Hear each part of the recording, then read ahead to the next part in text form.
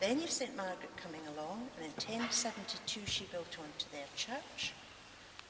When Margaret was buried in her own church, her youngest son David then decided he would turn his mother's monastery into an abbey.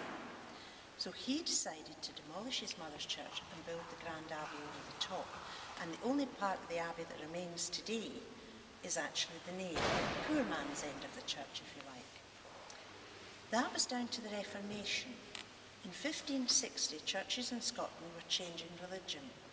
And in actual fact, all they did was they walled over down there where the division is today, and they decided just to abandon this end of the church. Seems a very strange thing to do. But they decided that all of the congregation would move into the common man's end of the church and worship there. It lay for 210 years, with this part abandoned totally. And eventually, as the graveyard crept closer, the tower became unstable.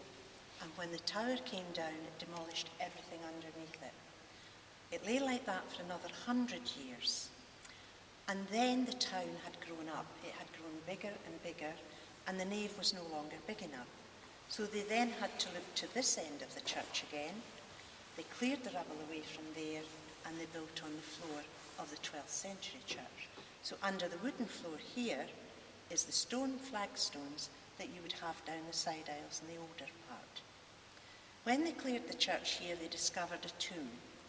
We've 8 kings buried here, because in 1098, Iona, where all the original kings were buried, was handed back to Norway.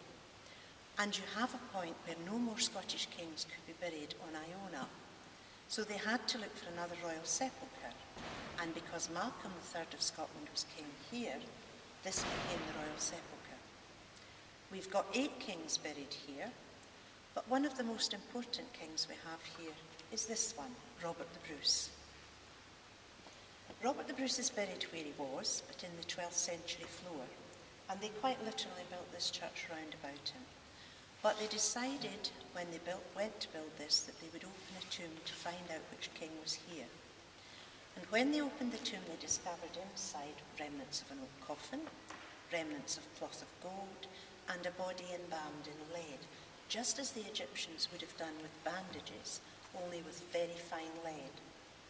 I don't quite know the technicalities of it, but lead apparently preserves bone.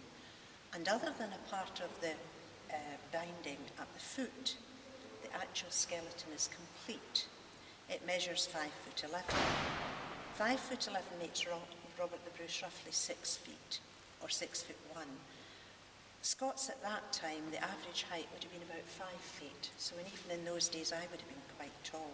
So he must have been quite an impressive man. We also found in here, once they opened the lead, that the breastbone of the skeleton is cut through, just as it would have been done in 1329. And that was because Bruce made a promise that if ever he was King of Scots, he would lead a crusade. By the time Scotland was safe enough for him to leave it, he was too old. He was 55.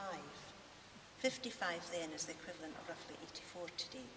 So he had a good long life, and he did die in bed, which was a wee bit of a bonus for him. It's very rarely they died in bed in those days. So he asked his friend to put his heart in a casket and lead the army. They got as far as Spain, and the Scottish army stopped to help the King of Spain defeat the Moors at a town called Tabor. Unfortunately, James Douglas, who took the heart, was killed there, and the heart came back to Scotland, but not to Dunfermline. It went to Melrose Abbey. So we have his body, but they have his heart. Some night we're going to go down and dig it up and bring it back